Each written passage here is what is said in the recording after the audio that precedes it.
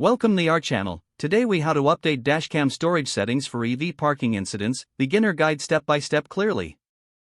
Begin by turning on your electric vehicle and ensuring the Dashcam is powered up.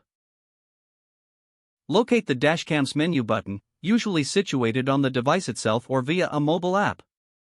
Press the menu button to access the Dashcam settings. Navigate to the storage settings option within the menu. Select the storage settings option to view current configurations. Identify the available storage modes such as loop recording or event recording. Choose the recording mode that best suits your needs for parking incidents. Adjust the duration for loop recording if applicable, typically ranging from 1, 3, or 5 minutes.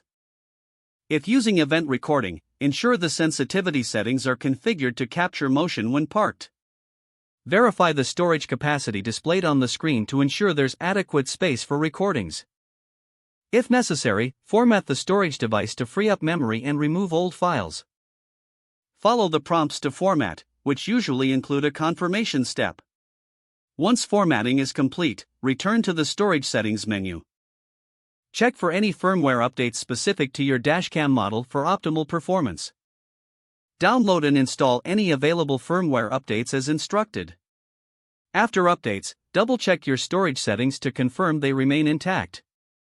Finally, exit the menu and perform a test recording to ensure everything is functioning correctly.